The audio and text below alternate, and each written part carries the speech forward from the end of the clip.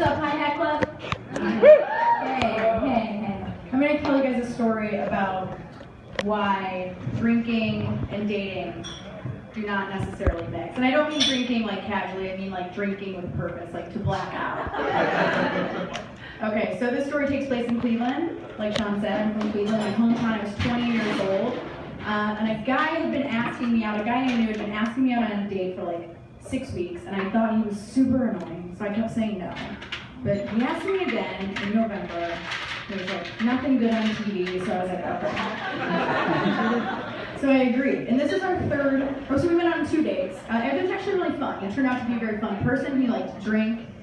We had some fun on 2 dates. So third date comes up. He's like, hey, me and some of my friends are going to go to Kalahari. Do you want to go? And if you guys aren't familiar, Kalahari is a giant indoor water park resort and convention center in Sandusky, Ohio, with an African safari theme. And I was like, he's like, we're gonna drink, we're gonna party, we're gonna go on water slides.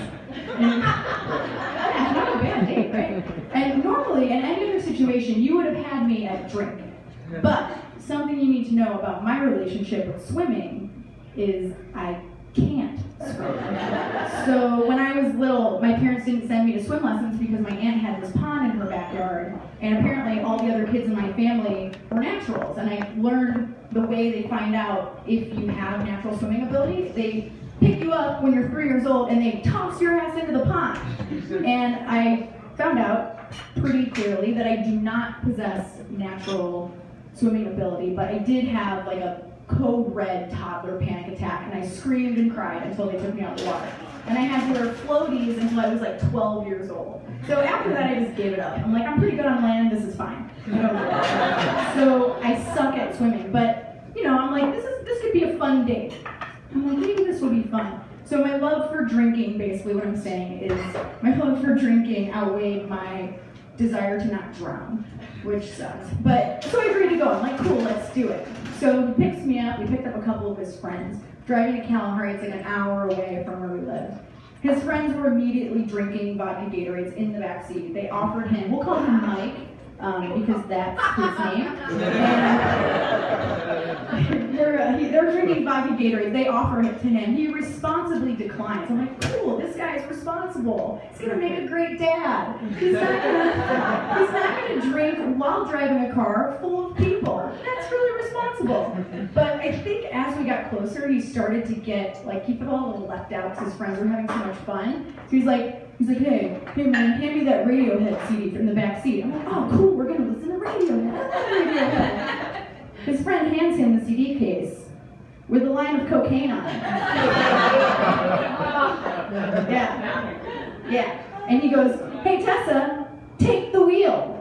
When someone tells you to take the wheel, you have to take the wheel. Like, he's driving a car. So I'm like, so I took the wheel of the car that my date was driving so he could blow a line of cocaine before we got to Kalahari Indoor Waterpark Resort and Convention Center. What the fuck else was I supposed to do? I was like, okay. And I think at that point I realized what level we were going to be partying on. Like the highest level. Basically like the highest level. So we get to Kalahari, everyone's just already fucked up. I'm just kind of like, hey, hi, I'm Mike State. And we get to, there's like this big suite, there's 25 of his friends there. They were just partying down, like ridiculous. There's a handle of rum for every single person, piles of weed everywhere, like a mountain of beer cases. And I'm like, this really is a nice family joint, huh? Cool. Yeah, so we had to catch up. We were the last people there, so we did what anybody that wants to black out really quickly does, and did like 9 shots of rum in like 25 minutes. And I'm like, cool, I'm ready to go on some water slides. Let's fucking do this, you guys. This is awesome. They're like, Tessa, do you think we're gonna go on water slides drunk?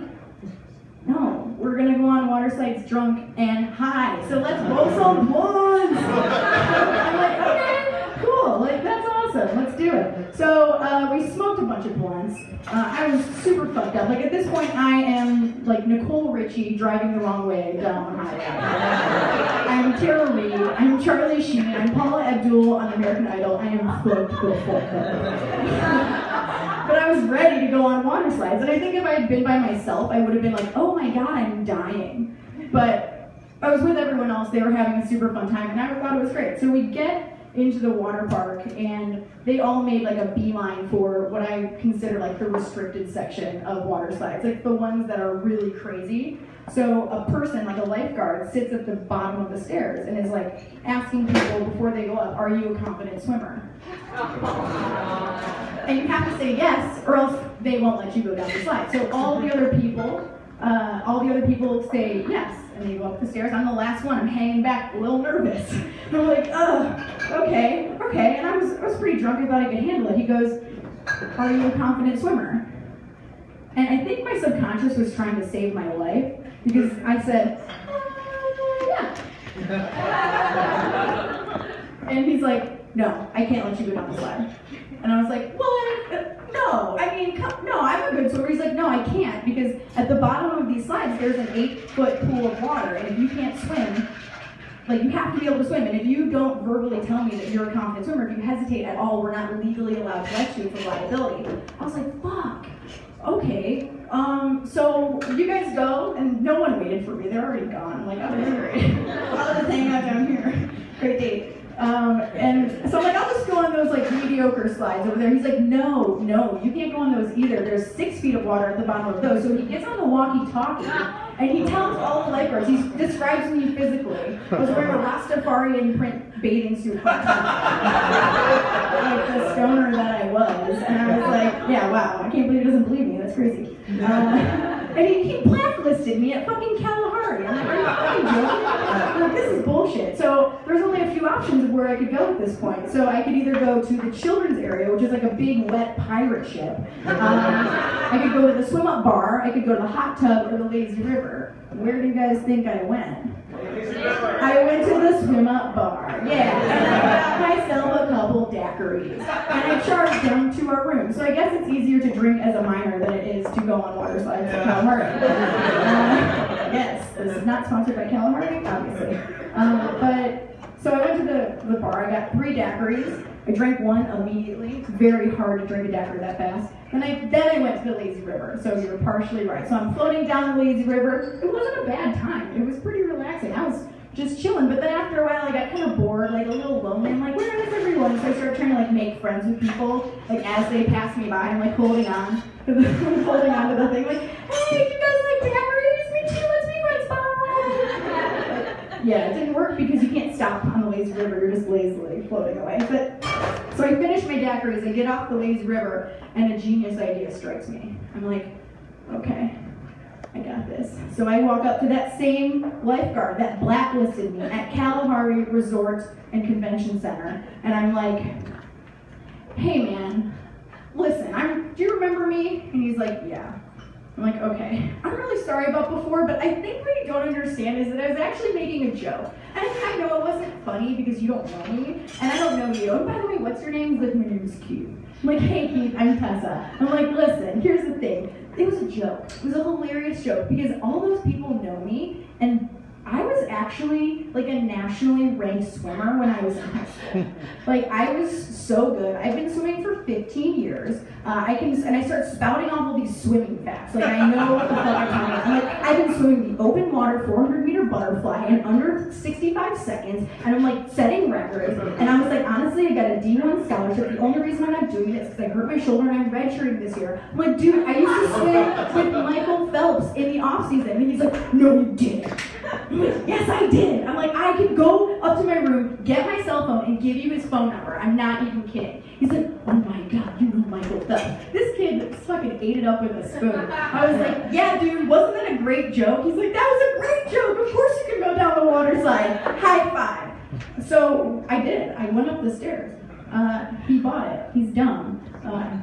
He almost killed me, to be honest with you. But, so I go up the stairs. I get up there and I see the park from like the top, and I notice the park is closing, so there's a lot of families like leaving, and all the people I was with, the whole group, they had congregated at the bottom of the pool. And they were watching me, and they were chanting my name with like frat boy enthusiasm. They were like fucked up. So there's families that are like, why is everyone screaming? So they're all lining, like there's like 50 people lining the pool that's gonna like drop me at the bottom of the slide. So I'm like, okay, now I have an audience, it's time to do this. So forgetting that I can't swim, I jump down the slide and I immediately suck in like all the water in my face. So I cannot breathe. And this slide, I should probably preface this with this. This slide is the toilet bowl slide. So at the bottom, it just spins you around and dumps you down this little hole in 8 feet of water. Looked fun when I was drunk as fuck, but so I sucked in water. Immediately, my bathing suit top flies up, hits me in the face, blinding me. So I can't breathe and I'm blind, and I'm thrashing around, panic attack style. Like I'm like freaking the fuck out, going down this tube, like holy shit, this is crazy. It was kind of fun until I remembered there's a toilet bowl part. So at the bottom of the toilet, I'm like, oh fuck, this is coming. I'm literally having a fucking seizure, like thrashing. I bang my dome on the side of the toilet bowl, and I saw stars. I'm like, this is it. This is how I'm gonna die.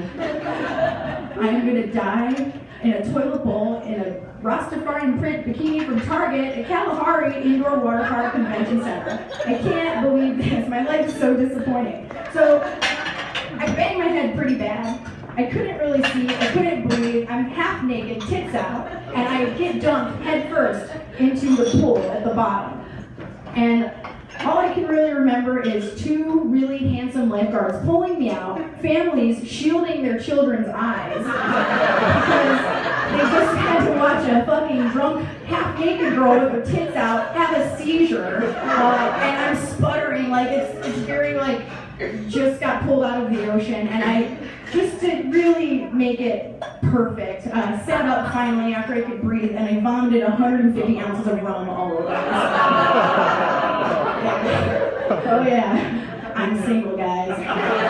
Don't even text him that I am. So yeah, that's how it ended. I'm banned for life from Kalahari, but I did date Mike for 2 years because he saw me and thought, what a catch, right? All right, guys, thanks very much.